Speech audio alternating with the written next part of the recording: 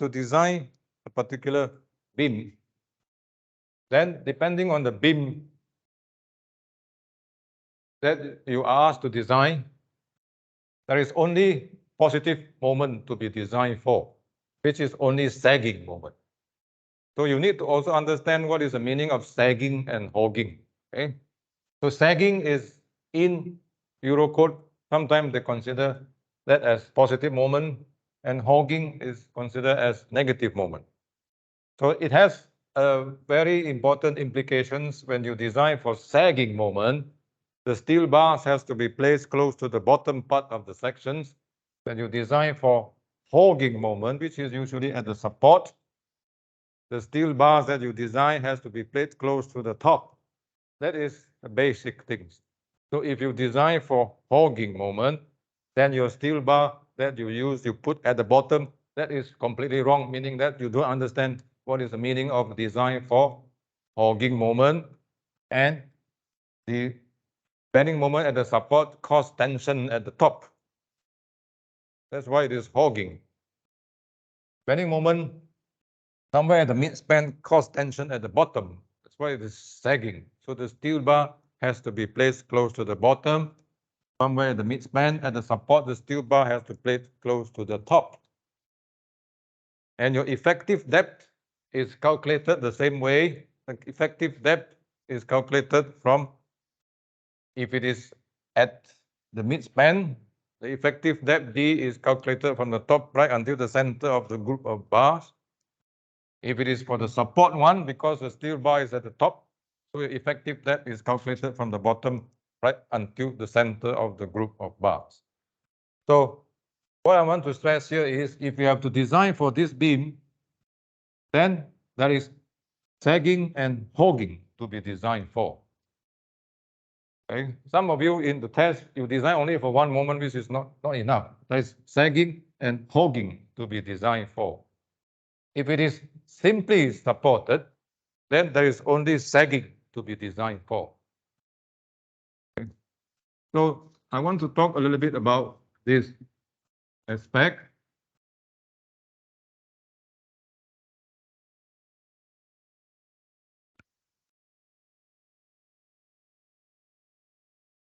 This is on design of, a little bit more on design of flexural reinforcement.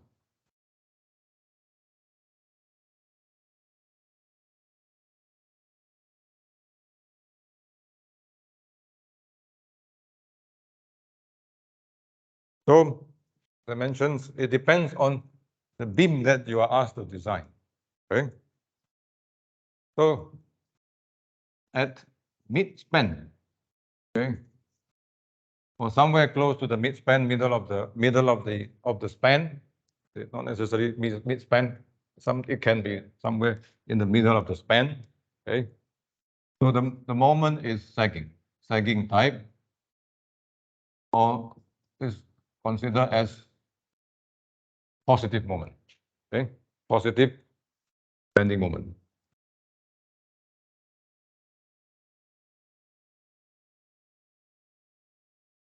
And the rebars that you design for are placed close to the bottom of the section.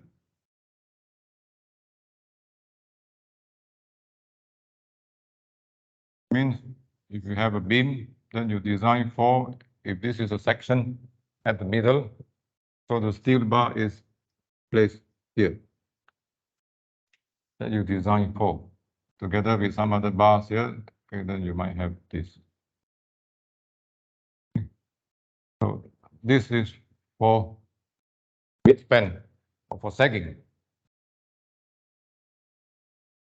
On the other hand, if you have at support, in this case, at support, here or here, okay, then this is hogging or negative bending moment.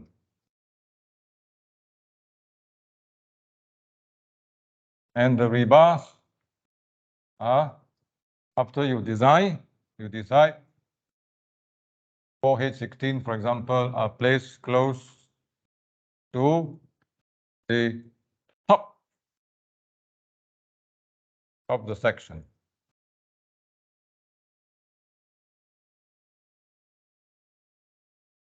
Means if I have,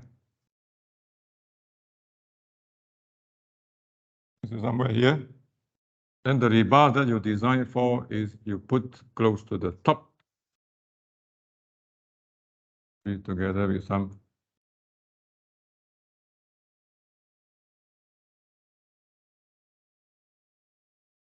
so this is for hogging.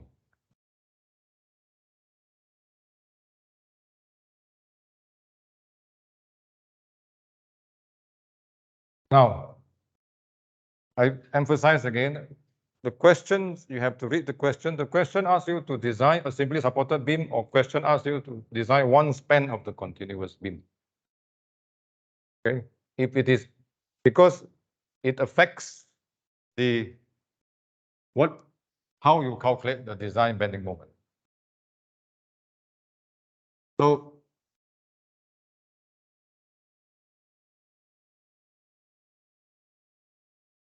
to calculate design bending moment and this,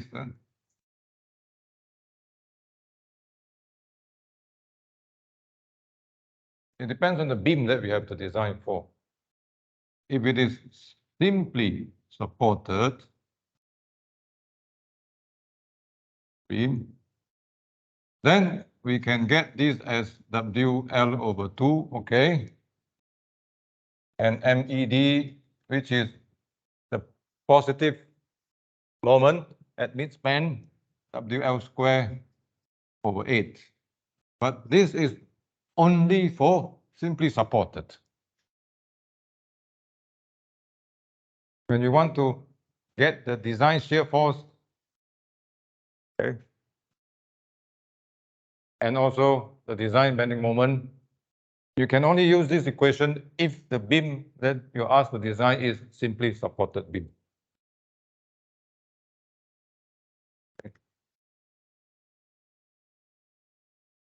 If it is not simply supported beam, it's one span like this. So there are several ways that we can do to calculate the design shear force and design bending moment. If it is a continuous beam, okay, then we have few ways that we can use. The first thing is it satisfies the conditions. We can use table 3.5. This is coming from BS8110, which is given in the design formula book. You must go through that, I think, in which particular section, which particular page you can find this. This is one of the things that I asked you to use in the test.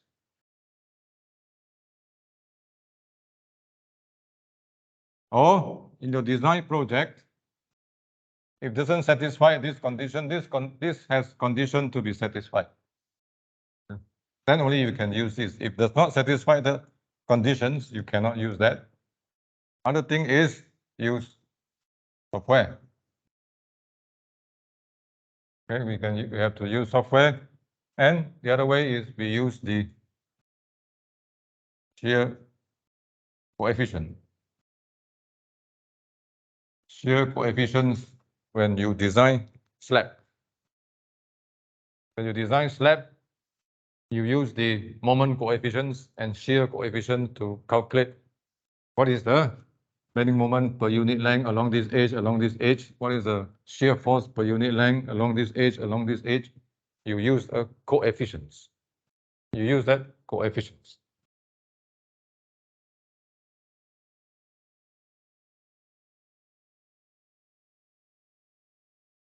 Now, let me go on this one first. If you use table, you can use table. When we use table, we have this kind of, when we are looking at continuous beam, Okay, one more thing is here. Here, we only need to design for sagging, which is bending moment. This is for simply support. But for here, you need to design for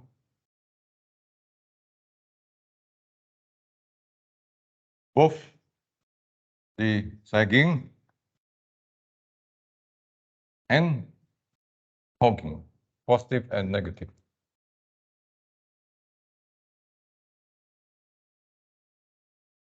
Somewhere at the midspan and somewhere at the support. Okay.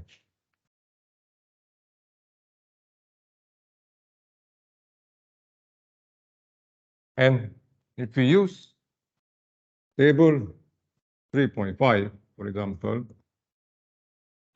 this table 3.5 is not the 3.5 in the Euro code. This table 3.5, which refer into BS, it is in your design formula book. It is specific for coefficients that we use to determine this design bending moment and design shear force for continuous beam more than 3 spans. And then there are some other conditions that we have to satisfy. If you read that table, there are conditions that have to be satisfied.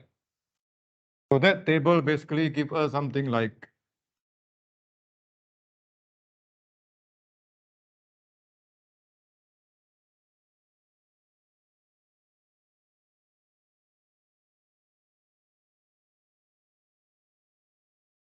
it already gives us something like coefficients that you can use. So this is 0.09 FL. This is 0.11 FL, or you can put negative because that is hogging. And this is 0.07 FL. And this is negative 0.10 FL, and here also same. Okay. This is for what they call end span, and this is they call interior span.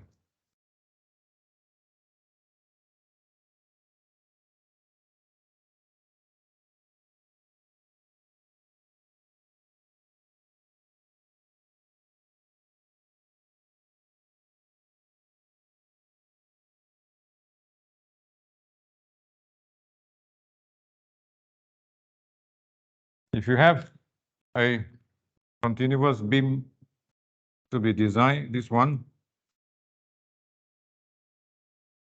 So this is the first span, second span, third span, fourth span. So this is end span, end span. Interior span, interior span. End span, end span, interior span, interior span.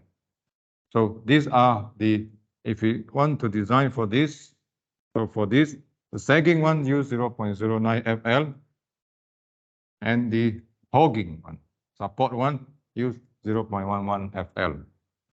The same thing if you want to design this.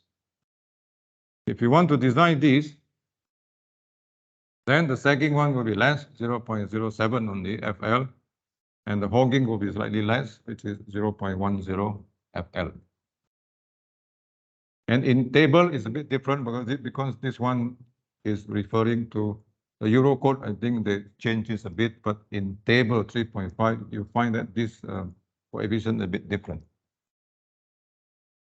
But this is end span, interior span, interior span. And this is the end support. This is the first interior support.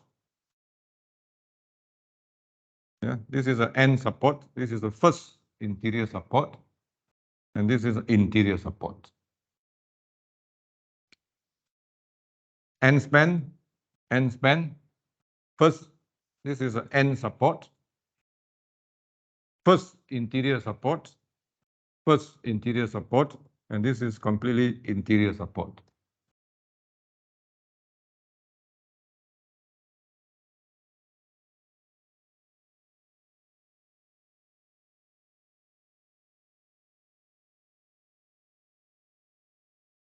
So this is for bending moment.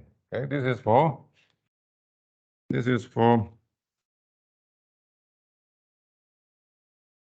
bending moment. For shear force,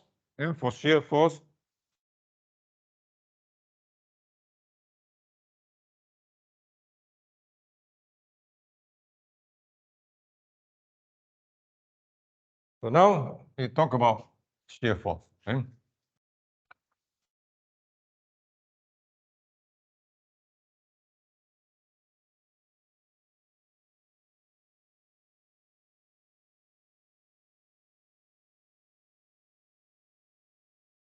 Design of shear reinforcement.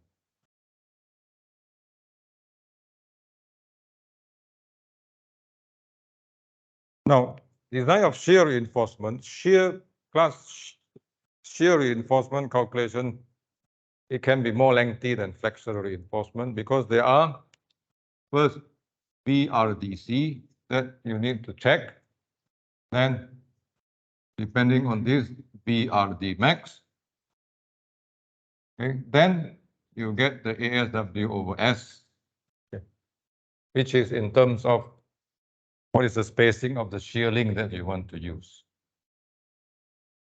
And this calculation itself, there are a lot of values that we need to pick up. Okay, and this is for if VED is less than VRDC, then no design shear reinforcement is needed. Okay. But normally, class, I think in your design project, you have to check for this just for you to get a feel that in most of the beam that you have to design, you need shear reinforcement. Unless your beam is balcony beam, very short beam, maybe you don't need. So if you can omit these steps, that means you read the question. The questions in the test I specifically state that checking of VRDC is not needed. But if you still go and check VRDC, you spend time, okay? Because VRDC checking can be very time consuming, okay? So if the question says, no need to check for this class, no need to check. Because beam, we know that surely shear reinforcement will, in most cases, require. So read the question, class. Those that you don't have to do, already stated, already given data to you, don't recalculate, don't recheck. And then if you can omit that part, okay?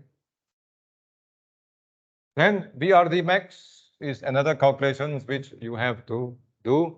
So shear normally will take a longer time if you do the full shear checking, okay?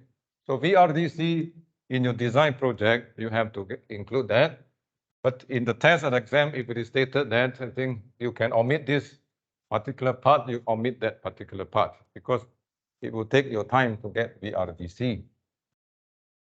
Okay, so that is one of the things that I would like to make it clear. Now VED that you have to calculate is normally at the support, close to the support. Okay. And if it is simply supported beam, so if it is simply supported beam, then it is easy because we know the shear force diagram for UDL is like this. So this becomes WL over 2, this is WL over 2, and this happens at the support there. Okay.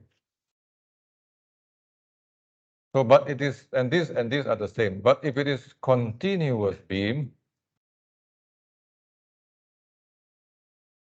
okay, then we have to evaluate the shear force close to the support at different support here. This support, okay, and this support. So we have to evaluate. So again, here you can use the table. This is based on BS1, or you use software, draw the shear force diagram. From the software, you can get the shear force diagram, then you know what is the shear force that you need to design for here, and here, because you get the shear force diagram. Or you use the shear coefficients. Okay. This is when you design for slab, you have that shear coefficient, the beta Sx and the beta Sy. Okay. If you use table 3.5, if it is satisfied that conditions, then you can use the table 3.5. And for table 3.5, it gives you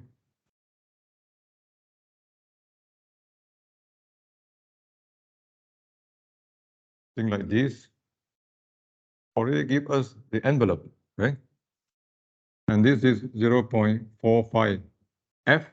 This is 0.6 F. This is for end span. And for interior span, you have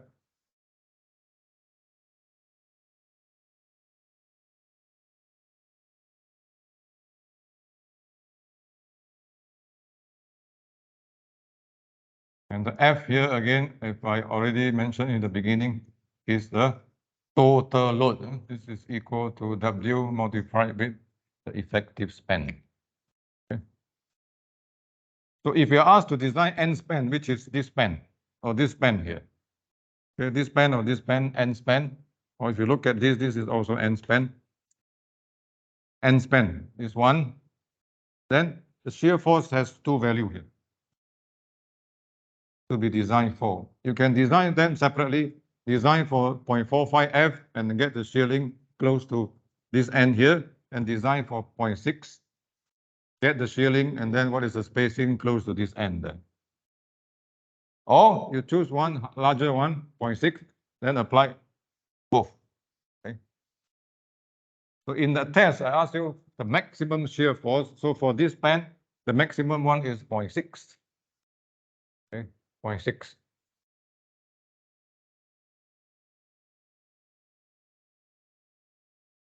So this is for shear force for simply supported, they are the same here. For part of the continuous beam, then if you are using table 3.5, then you have to refer to the table. And if we put in diagram form, it's something like this. But the table is already, from experience, they summarize the thing from the envelope. From envelope that developed, it can give you the guideline. You can use this. No need to go through all the load pattern combinations, load patterns to get the envelope.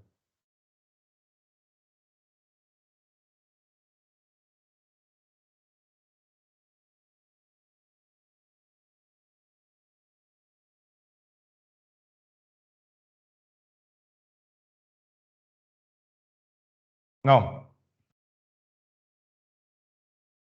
the next thing that I want to talk about is ASW over S minimum. Now, in the design for shear, once we already determine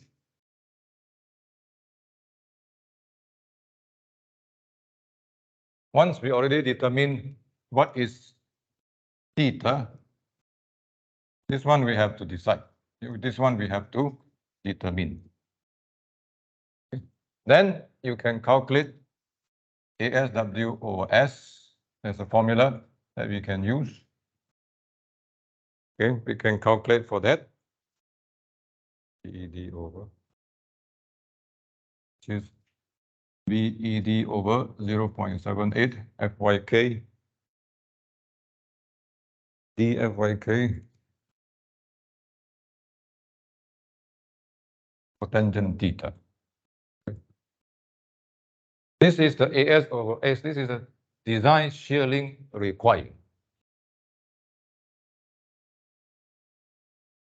So after that, you look at the shearing that you want to use, single shearing. So what is the ASW? Okay. And from here, you decide the S.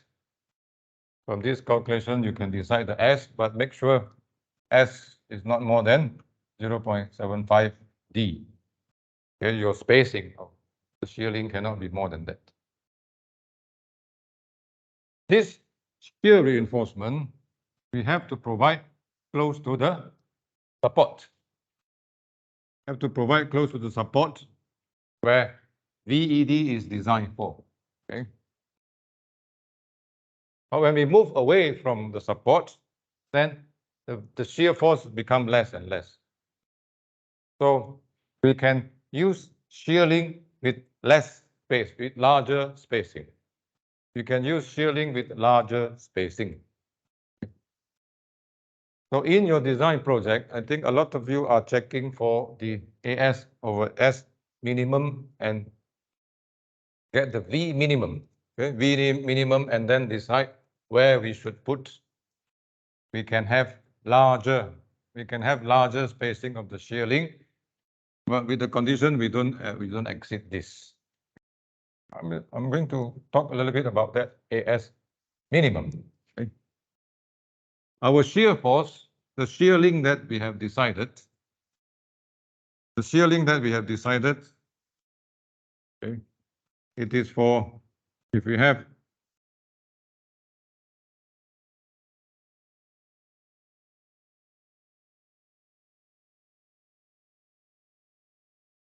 the shear link is to be provided close to the support here, or close to the support here.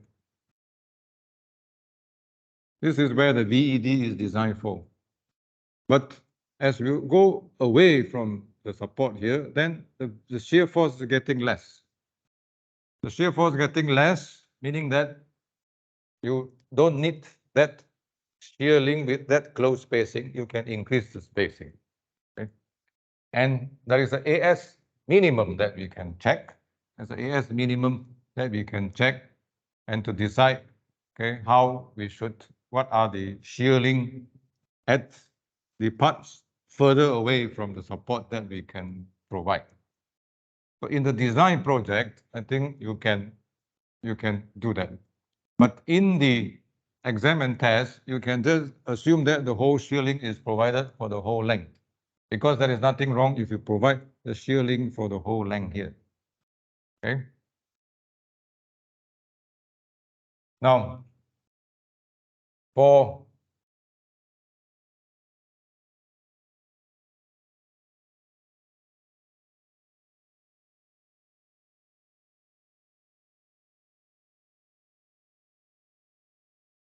there's the ASW or S minimum that we need to check for, which is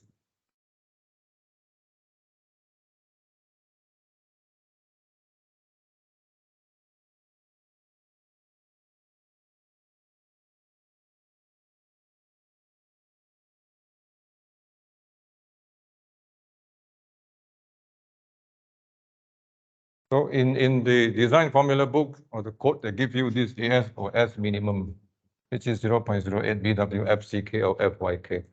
So we use this ASW or S minimum to check your ASW or S that you calculated here. I think in most cases it will be more than ASW or S minimum, but we have to check and make sure that this one is more than this. ASW or S, this is design shear reinforcement. And then this is the ASW or S minimum specified by the code that we have to provide. So the purpose we calculate this is to make sure that whatever we calculate here is more than this. Okay. And we can also use this. We can also use this to decide the V minimum. Okay. We can also use this to calculate V minimum. Here, you calculate ASW or S minimum, then you get some value here. And based on that, you provide some shear link.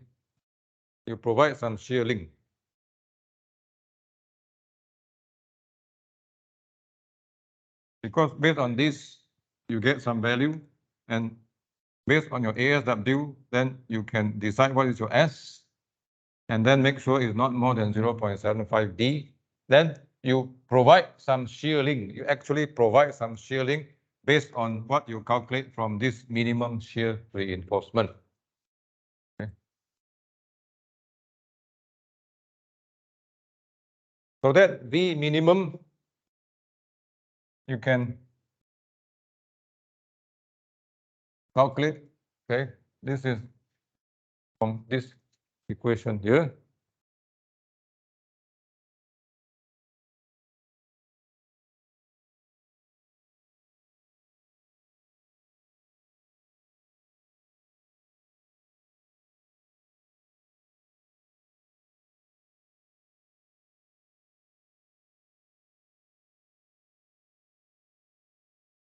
So for these particular steps here, ASWOS minimum is specified in code. It must have minimum this.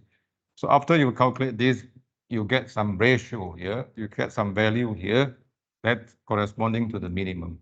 Then you specify H8 spacing 300, for example, based on this, based on ASOS minimum required. Then the actual shearing that you provide based on these calculations, if you substitute into these equations, then you can get V minimum. You can get V minimum, okay? So that V minimum is based on minimum shear reinforcement that we provide, how much shear force it can take, okay? How much shear force it can resist, what is the resistance that it has.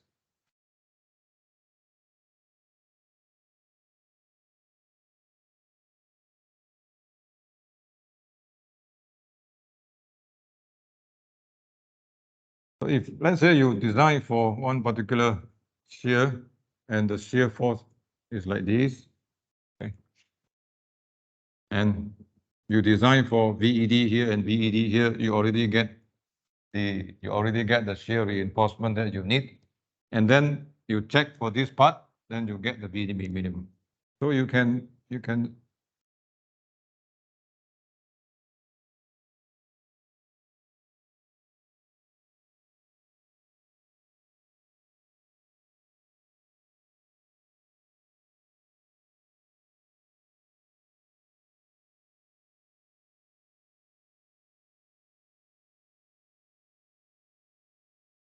so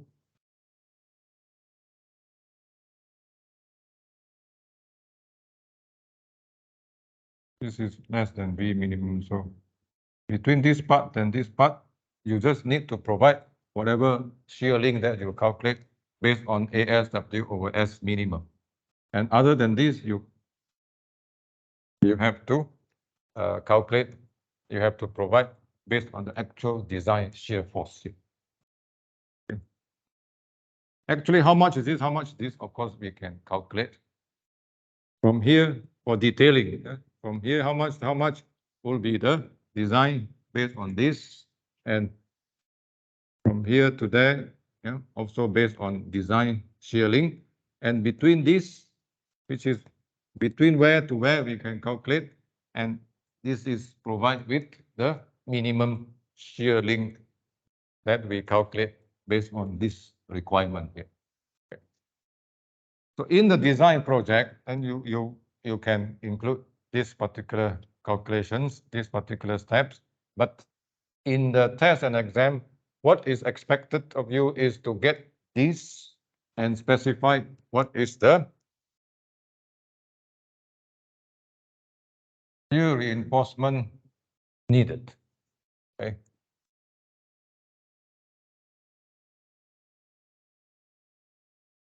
And when you want to check for this, then you make sure that this AS minimum is this whatever we provide is more than this ASWOS minimum. Okay, and we do not have to go through these additional steps because that is go into more for detailing part. In the design project, I think you will go through these steps, but in the test and exam, what is required for shear reinforcement is to get until this and then specify what is this and then check this against ASOS minimum. Okay.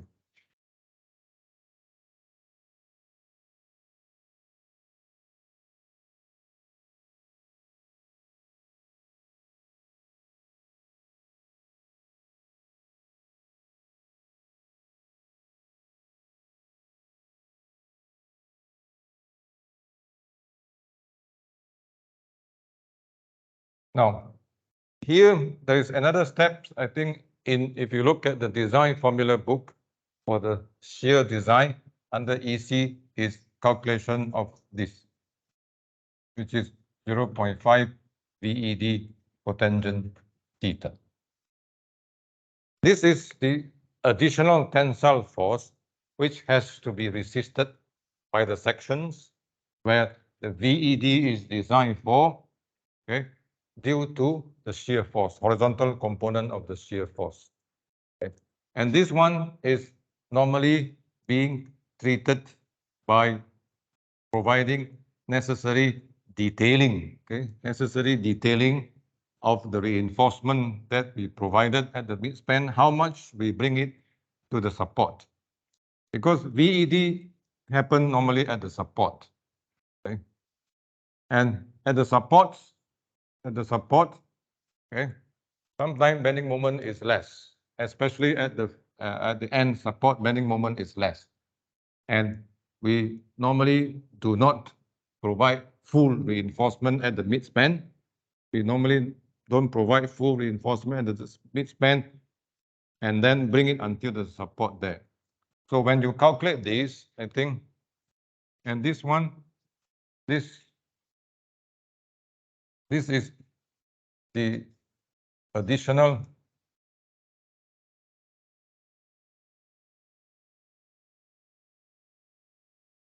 tensile force. Okay.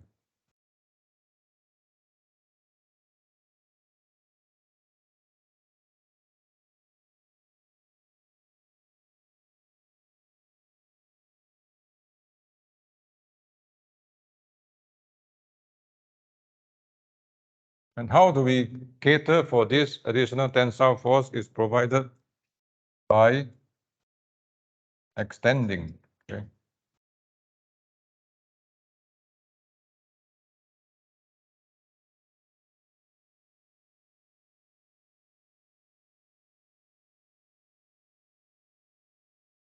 the curtailment point of the longitudinal reinforcement.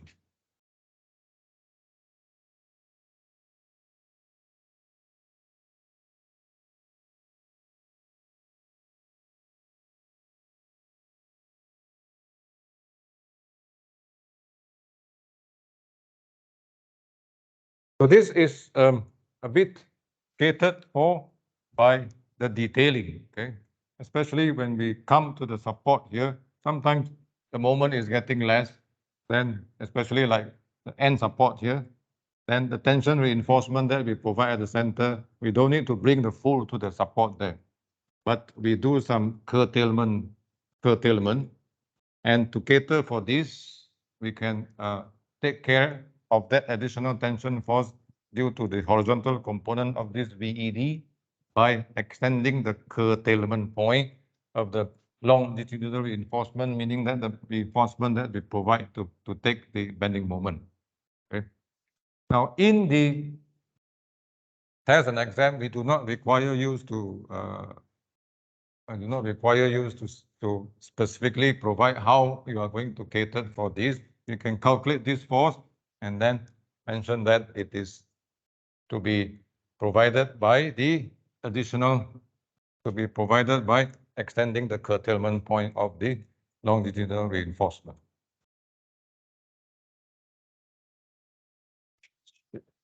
So from here, we can see shear calculation is a little bit more time consuming than design for flexural reinforcement. Unless flexural reinforcement, you need to design for compression steel. When you need to design for compression steel, the calculation is more lengthy. Now, another point that I would like to stress, I think, for talking about flexural reinforcement, and flexural reinforcement is, before I forget,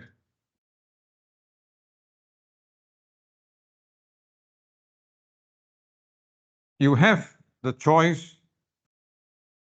to design this as flange sections, or you can just simply assume this as rectangular section. Take this section, okay? So if the question does not specifically ask you to design this as a flange sections, you can choose to go for rectangular sections.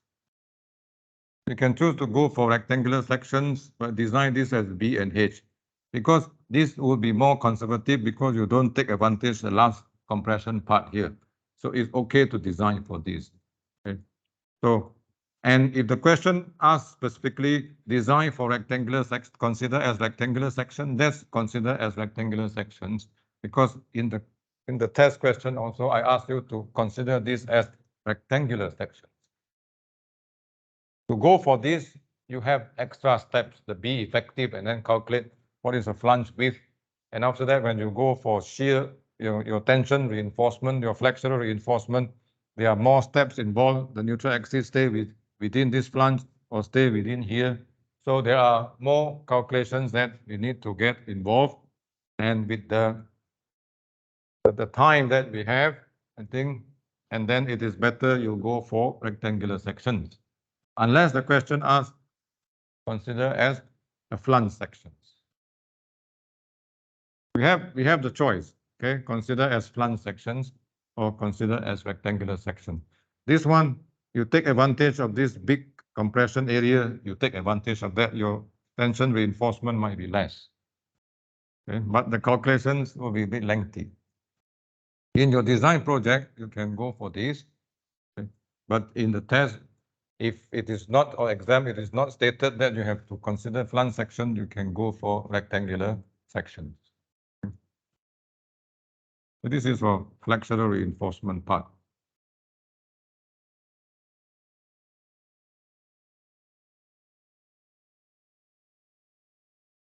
Now the last part that I would like to talk about is a bit about detailing, okay? About detailing.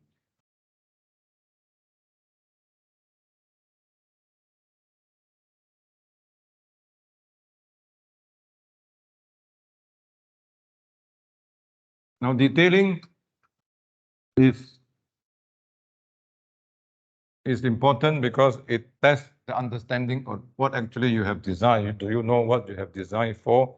And especially where you should put the steel bar, and then is it the top at the bottom? And then indicate clearly what that steel bar is, the detail of the steel bar.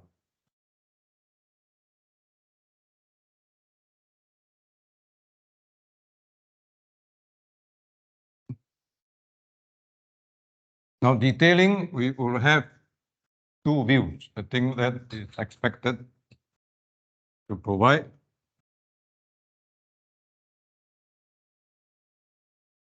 Okay.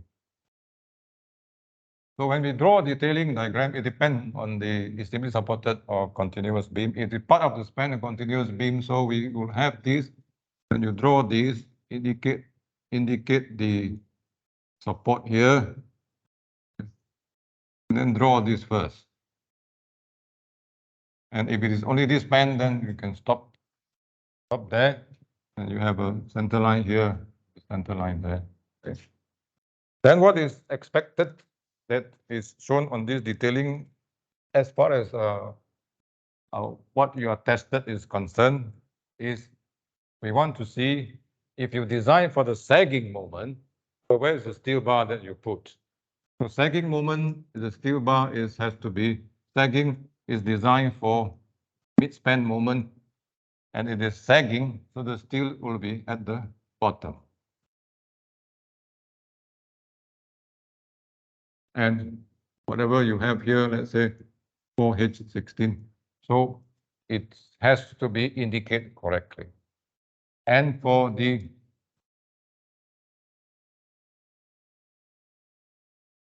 bending one, for the hogging one, so it will be somewhere here if you have 2 layers.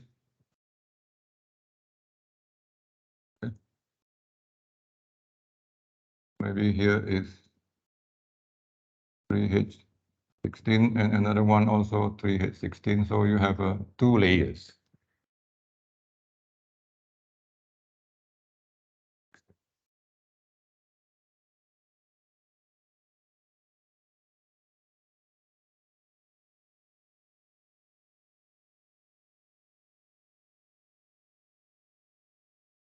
Now the curtailment, I think as far as curtailment is concerned, in the test and exam, we will not require you to show until the extent of curtailment where you should stop the group of steel bar, how many distance from the support. In the design project, I think yes, please indicate the curtailment based on the curtailment rules. Okay.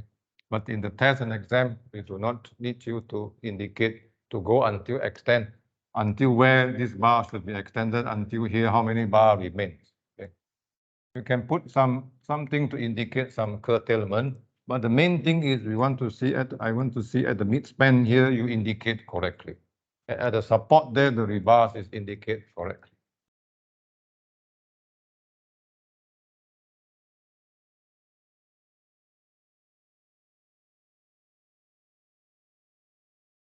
Then you will have shear link.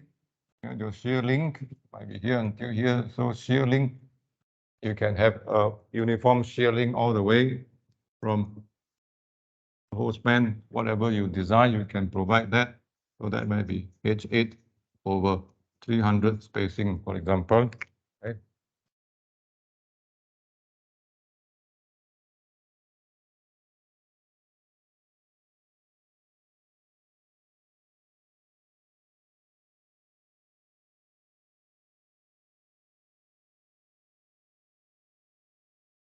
Next, what is expected is, of course, the sectional view. So we provide sectional view what at the midspan there.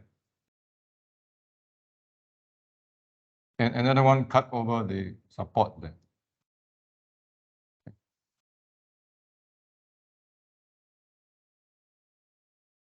So at the midspan, what is important is we want to see is the steel bar is indicated correctly. Maybe are you having like this, depending on the detailing that you have decided, does it clear the minimum spacing or not? Okay, then you have your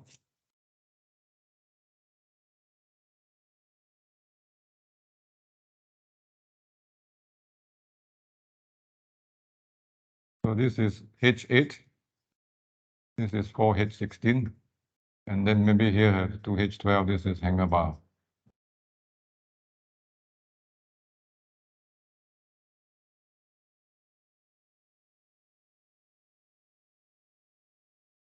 And then indicate this is AA.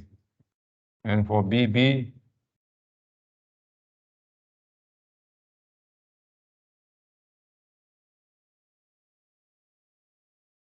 right, 3H16 here.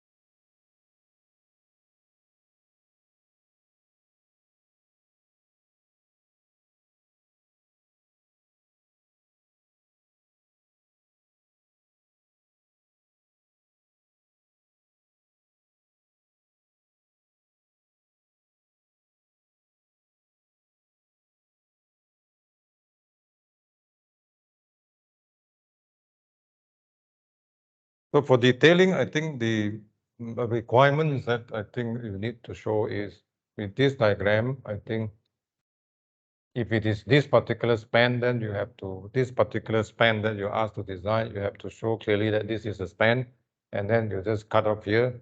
And the bottom spill, which is for sagging moment, where is it placed? And the corresponding one that you provide, indicate correctly, and at the support there. If it is if there is a hogging moment. If it is a semi-supported, then only this sagging moment.